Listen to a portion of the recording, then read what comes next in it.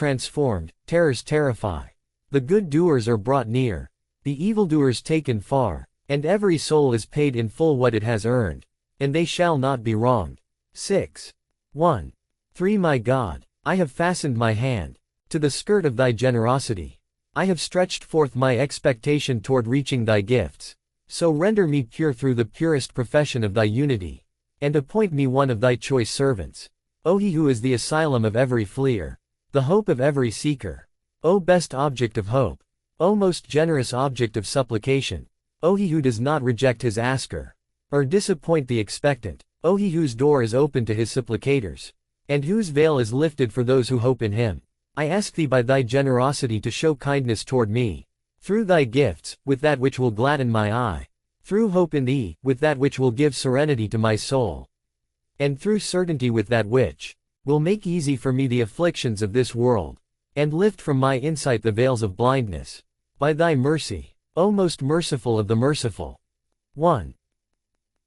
Though my sin has made me fear thy punishment, my hope has let me feel secure from thy vengeance. Though my misdeed has exposed me to thy penalty, my excellent trust has apprised me of thy reward. Though heedlessness has put to sleep my readiness to meet thee, knowledge has awakened me to thy generosity and boons. Though excessive disobedience and rebellion have estranged me from thee, the glad tidings of forgiveness and good pleasure have made me feel intimate with thee. I ask thee by the splendors of thy face, and the lights of thy holiness, and I implore thee by the tenderness of thy mercy and the gentleness of thy goodness, to verify my opinion in expecting thy great generosity and thy beautiful favor, through nearness to thee, proximity with thee, and enjoyment of gazing upon thee. Here am I, addressing myself to the breezes of thy freshness and tenderness, having recourse to the rain of thy generosity and gentleness, fleeing from thy displeasure to thy good pleasure, and from thee to thee. 10. Hoping for the best of what is with thee, relying upon thy gifts, utterly pour toward thy guarding. To my God, thy bounty which thou hast begun, complete it. Thy generosity which thou hast given me, strip it not away. Thy cover over me through thy clemency, tear it not away. My ugly acts which thou hast come to know, forgive them. 3. My God, I seek intercession from thee with thee, and I seek sanctuary in thee from thee. I have come to thee craving thy beneficence, desiring thy kindness, seeking water from the deluge of thy graciousness, begging rain from the clouds of thy bounty, requesting thy good pleasure, going straight to thy side, arriving at the watering place of thy support. In the name of God, the all-merciful, the all-compassionate. 1. O God, inspire us to obey thee, turn us aside from disobeying thee, make it easy for us to reach the seeking of thy good pleasure which we wish. Set us down in the midst of thy gardens. Dispel from our insights the clouds of misgiving. Uncover from our hearts the wrappings of doubt and the veil. Make falsehood vanish from our innermost minds, and fix the truth in our secret thoughts. For doubts and opinions fertilize temptations, and muddy the purity of gifts and kindnesses. 2. O God, carry us in the ships of thy deliverance. Give us to enjoy the pleasure of whispered prayer to thee. Make us drink at the pools of thy love. Let us taste the sweetness of thy affection and nearness. Allow us to struggle in thee. 11. Preoccupy us with obeying thee, and purify our intentions in devoting works to thee. For we exist through thee and belong to thee, and we have no one to mediate with thee but thee. 3. My God, place me among the chosen, the good. Join me too, the righteous, the pious, the first to reach generous gifts, the swift to come upon good things, the workers of the abiding acts of righteousness, the strivers after elevated degrees. Thou art powerful over everything. 12. And disposed to respond, by thy mercy, O most merciful of the merciful. The highest station with thee, the most plentiful portion of thy love, and the most excellent allotment of thy knowledge. For my aspiration has been cut off from everything but thee, and my desire has turned toward thee alone. Thou art my object, none other. To thee alone belongs my waking and my sleeplessness. Meeting thee is the gladness of my eye, joining thee the wish of my soul. Toward thee is my yearning, in love for thee my passionate longing, in inclining toward thee my fervent craving. Thy good pleasure is the aim I seek, vision of thee my need, thy neighborhood my request, nearness to thee the utmost object of my asking. In whispered prayer to thee I find my repose and my ease. With thee lies the remedy of my illness, the cure for my burning thirst. the coolness of my ardor, the removal of my distress. Be my intimate in my loneliness, the releaser of my stumble, the forgiver of my slip, the acceptor of my repentance, the responder to my supplication, the patron of preserving me from sin, the one who frees me from my neediness. Cut me not off from thee and keep me not far from thee. O my bliss and my garden, O my this world and my hereafter, O most merciful of the merciful. 1. My God, who can have tasted the sweetness of thy love, then wanted another in place of thee? Who can have become intimate with thy nearness, then sought removal from thee? 2. My God, place us with him whom thou hast chosen, for thy nearness and thy friendship, purified through thy affection and thy love, given yearning for the meeting with thee, made pleased with thy decree, granted gazing upon thy face, shown the favor of thy good pleasure, given refuge from separation from thee and thy loathing, settled in a sure-sitting place in thy neighborhood, singled out for true knowledge of thee, made worthy for worship of thee, whose heart thou hast captivated with thy will, whom thou hast picked for contemplating thee, whose look thou hast made empty for thee, whose breast thou hast freed for thy love, whom thou hast made desirous of what is with thee, inspired with thy remembrance, allotted thanksgiving to thee, occupied with obeying thee, turned into one of thy righteous creatures, chosen for whispered prayer to thee, and from whom thou hast cut off all things, which cut him off from thee. 3. O God, place us among those whose habit is rejoicing in thee and yearning for thee, whose time is spent in sighing and moaning. Their foreheads are bowed down before thy mightiness, their eyes wakeful in thy service, their tears flowing in dread of thee. O furthest request of the requesters, O highest desire of the desirers, O patron of the righteous, O security of the fearful, O responder to the supplication of the distressed, O storehouse of the destitute, O treasure of the pitiful, O help of the help-seekers, O accomplisher of the needs of the poor and the miserable, O most generous of the most generous, O most merciful of the merciful. To thee is my humble subjection and request, to thee my pleading and imploring. I ask thee, to let me attain the repose of thy good pleasure, and to make constant toward me the favors of thy kindness. Here am I, standing before the gate of thy generosity, opening myself up to the breezes of thy goodness, holding fast to thy strong cord, clinging to thy firm handle. 3. My God, have mercy upon thy lowly slave, of silent tongue and few good works. Obligate him through thy plentiful graciousness, shelter him under thy plenteous shade. O generous, O beautiful, O most merciful of the merciful. 1. From their hearts and their secret thoughts, their breasts have expanded through the verification of true knowledge. Their aspirations have ascended through precedent good fortune in renunciation. Their drinking is sweet from the spring of devotion to good works. Their secret thoughts are delicious in the sitting place of intimacy. Their minds are secure in the place of terror. Their souls are serene through the return to the Lord of Lords. 14. Their spirits have reached certitude, through triumph and prosperity. Their eyes have been gladdened through gazing upon their beloved. Their settling place has been settled through reaching the request and attaining the expectation. And their commerce has profited through the sale of this world for the next. 3. My God, how agreeable for hearts are the thoughts inspiring thy remembrance. How sweet traveling to thee, through imagination upon the roads of the unseen worlds. How pleasant the taste of thy love, how delightful the drink of thy nearness. So give us refuge from thy casting out and thy sending far. And place us among the most elect of thy knowers, the most righteous of thy servants, the most truthful of thy obeyers, the most sincere of thy worshippers. O Almighty, O Majestic, O Generous, O Endower, by thy mercy and kindness, O most merciful of the merciful. 1. My God, were it not incumbent to accept thy command, I would declare thee far too exalted for me to remember thee. For I remember thee in my measure, not in thy measure. And my scope can hardly reach the point where I may be a locus for calling thee holy. Among thy greatest favors to us is the running of thy remembrance across our tongues, and thy permission to us to supplicate thee, declare thee exalted, and call thee holy. 2. My God, inspire us with thy remembrance, alone and in assemblies, by night and day, publicly and secretly, in prosperity and adversity. Make us intimate with silent remembrance.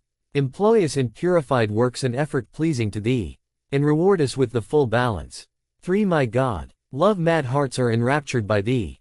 Disparate intellects are brought together by knowing thee. Hearts find no serenity except in remembering thee. 15. Souls find no rest except in seeing thee. Thou art the glorified in every place, the worshipped at every time, the found at every moment, the called by every tongue, the magnified in every heart. I pray forgiveness from thee for every pleasure but remembering thee, every ease but intimacy with thee, every happiness but nearness to thee, every occupation but obeying thee. For my God, thou hast said, and thy word is true, O you who have faith. Remember God with much remembrance. In whom shall I seek refuge? If I seek not shelter in thy power, in whom shall I seek shelter? Sins have made me seek asylum in laying hold on the skirts of thy pardon. Offenses have compelled me to beg the opening of the doors of thy forgiveness. Evildoing has summoned me to dismount in the courtyard of thy might. Fear of thy vengeance has prompted me to cling to the handhold of thy tenderness. It is not right for him who holds fast to thy cord to be abandoned, nor proper for him who seeks the sanctuary of thy might to be surrendered or disregarded. My God, empty us not of thy defending, strip us not of thy guarding, and protect us from the roads of destruction. For we are in thy eye and under thy wing. I ask thee, by those whom thou hast singled out, thy angels and the righteous among thy creatures, to assign over us a protector through which thou wilt deliver us from destructions, turn aside from us blights, and hide us from the striking of great afflictions, to send down upon us some of thy tranquility, to wrap our faces in the lights of love for thee, to give us haven in thy strong pillar. 18. And to gather us under the wings of thy preservation, by thy clemency and thy mercy, O most merciful of the merciful. Though in the present context the word hak translates best as "right," it has a number of closely related meanings which should be kept in mind, such as suitableness, justice, truth, reality, correctness, properness, appropriateness, necessity, incumbency, obligation, due, and duty. A glance at the treatise on rights will quickly show that the word rights might better have been translated as duties, obligations, or responsibilities, since the treatise is not directly concerned with the rights of the individual, but rather with the rights of others which the individual must observe. Nevertheless, I think it is important to preserve the term rights, if only to show that in considering human rights primarily in terms of responsibilities, Islam diverges profoundly from most modern Western views, though it has deep kinships with other religious traditions of East and West. Islam views the individual in his total context, which means that it considers first his relationship with God, then his relationship with God's creatures. What is important for the individual in his relationship with God is that he attain to salvation, or in other words, that he follow God's guidance, which is based upon mercy and directed toward his own best interest. In short, Islam devalues the individual's perspective, since human beings on their own can see no further than their immediate interests during life. But this devaluation of individualism is not a devaluation of the individual. On the contrary, it raises him to the ultimate pinnacle of importance, since everything is directed toward his happiness in the next world. Islam merely recognizes the ignorance of human beings and their inability to perceive their own ultimate good without divine guidance. Then it sets about to undermine and destroy individual ignorance, a process which involves deflating the ego and eliminating all self-centered desires. As a result, the human self or soul nafs has few rights, but many duties and responsibilities. Or rather, the soul has only one true right, the right to salvation. The individual's right to salvation follows naturally upon God's right, which is to be worshipped without any partner, i.e. tawhid. The way to salvation is to obey God, and hence it is the soul's right to be employed in obedience toward him. By his very nature, since his mercy precedes his wrath, God displays compassion and guidance, and through obedience the servant opens himself up to the full range of this compassion. In other words, partaking of God's mercy and compassion depends upon following his guidance, and following his guidance means following the Sharia as revealed through the Quran and the Sunnah. Hence the Imam speaks of being employed in obedience as the self's key right, since only that can bring about its deliverance. As soon as this wide context for attaining to the right of the self is envisaged, dozens of duties become obligatory upon the individual. The Imam makes clear that the primary duties are toward the various organs and activities of the self, since these determine man's relationship to God. The organs have rights because they share in the individual's destiny. The resurrection of the body is taken for granted. Therefore, as here and also in 38:67, immediately after mentioning the great Naba, i.e. news, it is being disputed is mentioned, is the best evidence that the great Naba is the Khilafat al-Lahiyya, i.e. the vicegerency of God. In the extent of the dispute, no other religious questions can be compared with. Even people who have accepted all the fundamental articles of faith in Islam, such as Iman Billah, i.e.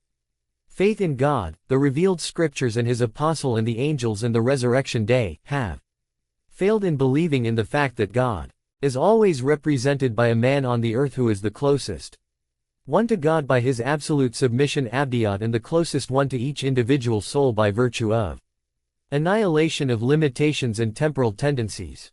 In short, the man who has attained the state of fana phila, the absolute absorption, baqiya billah, R.al. asserting himself as entirely God's instrument. 14. Ali being the first man declared by the Quran and the Holy Prophet to be of this attainment and the holder of the absolute vicegerency of God, Khilafat and Wilayati Mutlaka. Some commentators such as Mohiuddin al-Arabi and others have suggested that the great news here and in 38:67 refers to Wilaya, or the vicegerency of Ali ibn Abu Talib, and no wonder this is the last vital test of man's submission to God's authority. Thus, in verse 4 and 5, Quran assures that man shall come to realize about the importance of that news. In the subsequent verses forwards, the process of creation is the evidence of the divine designs and the purposefulness of the creation which shall be achieved in the resurrection, from which can easily be inferred that such an important process of bringing up the matter from the lowest stage of its nebular form to the highest stage of the human form, cannot be without the ministry of a central entity as the medium between the absolute and the finite realms, species and entities. No society in its scientific sense is possible to take shape without a center of gravitation as the medium. In man, the highest organism, which is termed to be a microcosm, is in process towards the resurrection, which means a formation of a greater society wherein each man or a microcosm shall function as a part, cannot be left without a center, and the center of every society is formed prior to the formation of its satellite. On this basis the imamate or the khilafat of man was started first, and then the propagation of humanity followed, and this imamate will continue till the human society assumes its final form. Thus, Ibn Arabi says, the resurrection day and wilayati Ali are different aspects of one reality.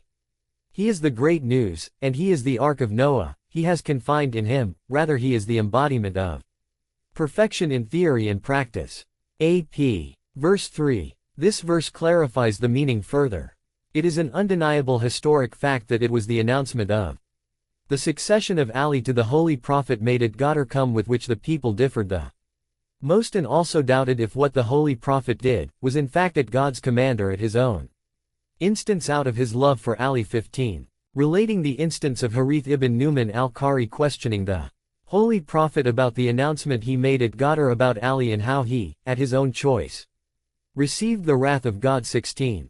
What is said in this verse about the great announcement is true for even to this day. The announcement made by the Holy Prophet about Ali succeeding him is still the topic debated by some of the Muslims, although it is a historic fact acknowledged on all hands that the Holy Prophet acted only in response to the command from God. 17. At the announcement of which, Islam was declared by God, he himself to have perfected the religion and the bounties of God to have been perfected, and God having been pleased, Islam to be the religion of mankind. 18.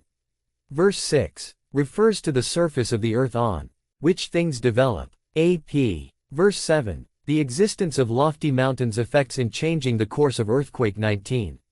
AP. Verse 12. Meaning 20 strongly fixed in a fixed systematic constitution, without any defect or without any weakness to give way to any failure. may refer the 7 planets above the Earth in comparison to their distance to the Sun, and it may also refer to the 7 non-physical spheres beyond the material and the starred realms. AP. Verse 13. References to the Sun in the center of the solar system 21. This is a metaphorical reference to the Holy Prophet. Verse 14. Moasarat, the state when the cloud is transformed from a vapor into a liquid shower by the pressure of the temperature, squeezing. AP. Verse 17. That day, the true and the false, the good and the bad, will be separated, everything will be laid bare. In its reality 22. Verse 18. The angel will be the one who will blow the trumpet, which will give effect to all the violent changes in the present state of existence, heralding the dawn of the day or the hour of the final judgment 23. People will rise from their graves and run to report to the seat of judgment in hosts, under their respective religious leaders 24. Once when the Holy Prophet was in the house of Abu Ayyub Ansari, Ma'az ibn Jabal asked him about the Naba al-Adhim. The Holy Prophet said, "Certainly it is a very great thing." Then with tears in his eyes continued, Ma'az, 10 kinds of my followers will be presented for judgment. 1. Some will be with the face of monkeys, and they will be the backbiters and the tail bearers. 2. Some with the face of swine, and they will be those who ate the forbidden things. 3. Some walking on the heads, and they will be the usurers who earned interest on their lendings. 4. Some blind who have acted unjustly. 5. Some deaf and dumb who had been proud of their righteous deeds. 6. Some biting their tongues, which will be hanging on their breasts with a liquid giving out the foulest smell, flowing out of their tongues, which will be tormenting the people assembled there, and they will be unjust judges, the hypocrites among the ulema, i.e., the scholars who preached piety and goodness to the others, but they themselves behaved otherwise, i.e., contrary to their own admonition to the others. 7. Some with their hands and legs severed. They will be the ones who teased their neighbors. 8. Some will be hanging on the gallows of fire, they will heed the critics who sought the defects and the shortcomings of the others. 9. Some from whom will be coming out a very foul smell, and they will heed those who, defying the limits of the law prescribed by God, in seeking enjoyment of their carnal desires and passions, the fulfillment of their selfish desires, and those who obstructed the dispensation of the rights of others and depriving the others from getting their legitimate due. 10. And some will be clad in the garments made of kataran, a kind of oily matter which will be sticking to one another, and they will be the proud and the haughty ones. It has already been given under the concerned verses that sour is plural of soret, the blow in the forms mean the time when everything will assume its final form, and according to authentic traditions, narrated by both schools of thought, that on the resurrection day, people will be grouped in accordance with their deeds and characters, formed in the present life, and each group will assume the form after its character. Some will assume the form, worse than the form of swine and dogs, and that shows the body in the hereafter will be the manifestation of the soul. However, it has nothing to do with the doctrine of the transmigration, i.e., the return of the departed soul to a physical body through birth in this terrestrial realm. All these sorts of references in the Quran deal with the life hereafter, which is beyond the terrestrial realm. AP. Verse 20. Mountain means something firm and stable.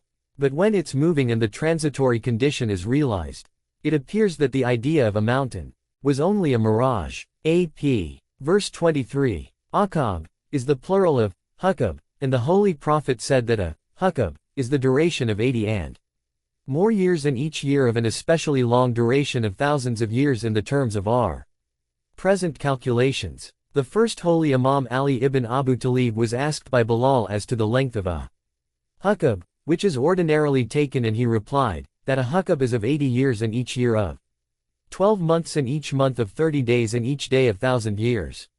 Then Ali said that hukab, which will continue one after the other before those committed to hell are taken out of it. About the duration of the stay in hell and heaven, see 11, 107 and 11. 108. The continuous chain of the aqab is for the disbelievers who will never be out of the hellfire ms. According to the al-Bayt, aqab is for those who ultimately will be released. AP. Verse 25. Gusak 25 feet is a liquid with intolerable foul smell. A recompense from thy Lord, an award according to the reckoning 2 inches 78. 36. The Lord of the heavens and the earth and whatever is between them too, the beneficent God. They shall possess not the right of addressing 378. 37. On the day whereon shall stand the Spirit and the angels arrayed, they shall speak not save he whom the beneficent God giveth leave for, who spoke only the truth 78. 38. That is the day certain, whoso then desireth, may take refuge unto his Lord. 578. 39. Verily have we warned you of a chastisement nigh at hand, the day when man shall see what have sent before his 2 hands, and when the disbeliever shall say, Oh, would that I were dust. 78. 40. Commentary. Verse 31. For the Faz al-Adhim, i.e. the great achievement 6. Read the verse with, Wajalan lil mutakina imaman, it will mean that the mutakin or the pious ones shall have their salvation through their imams. A.P. Verse 36. The recompense from the Lord will not be in the degree equal to the goodness, but more, as the gift and the grace from God in addition to it. Verse 37. None will have any power or right to question the decision of the Lord 7. Addressing him, as a pleader or addressing the others 7. 46-49 or as explained in the next verse. A.P. Verse 38. Ruh, i.e. Spirit, reference to the messenger angel Gabriel, being superior to all the angels and the nearest one to God and the one who conveyed messages from God to his apostles and who after the conclusion of the apostleship with the Holy Prophet Muhammad stayed with the holy Imams. The chief of the angels 8. It is clear by this verse in chapter 97, for that, Ruh, and Malaika, are 2 different intellectual entities of the non-physical sphere. It will give as to who is permitted by God to address 9 him for blessings and address the others to convey his blessings. A.P. Verse 39. Read this verse with 25. 57. The only way to salvation is the mawadat, or love of those attached in body and mind to the last apostle of God. A.P. Verse 40. When a disbeliever and the sinner will see the wrath of God and the punishment they had to meet in the blissful life, the reward for the believers and the righteous, this is what the souls of the wicked ones would desire. 1. Refer to 44, 57, 45, 30, 25, 75. 2. Refer to 11, 105, 70.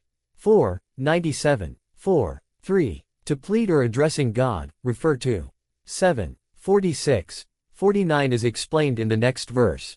4. He whom the permission will be given, will be the one who spoke nothing but truth, the Holy Prophet. Refer to 53. 3. 53. 4. Refer to 4. 85. 19. 87. 20. 101. 21. 28. 34. 23. 39. 44. 74. 48. 10. 3. 43. 86. 5. Refer to 25. 57. 6. C 44. 57. 45. 30. 7. C 11. 105. 8. C 70. 4. 97. 4. 16. 2. 9. Refer to 53. 2-4. 43. 86. 2. 143. 3. 18. Commentary. Verse 1. The Arabic alphabet is used to indicate the swearing, i.e. by the angels who tear out the souls of the disbelievers from their bodies. The beginning of this surah is like that of Surah 77. The swearing by the angels and the other forces and the elements in nature might not give the true sense of the gravity of the act to those ignorant of the greatness of the things or the phenomenon, but those who know how great and mysterious are the things and the functioning of the natural phenomena would realize the seriousness or the importance of the occasion for God to do it, and how great and vital the thing must be to mankind that the gracious God announces of it with so much stress. Though the souls of the disbelievers are loath to part with their physical body, they are dragged out violently by force. In the first, second and the third verses the reference is to the forces which are working preparatory to put an object into motion, i.e. to draw forth, to remove obstacles, to put into motion. Then in verse 4, competition starts, hence the need of administration referred to in verse 5. The question is whether the forces are angelic, natural or human. Considering the fact that the chain of the forces working in the universe reverts to God and one precedes the other harmoniously, there is no reason for restricting to any particular force. 19. The same is throughout these verses. AP. Verse 2. By the angels who gently cause the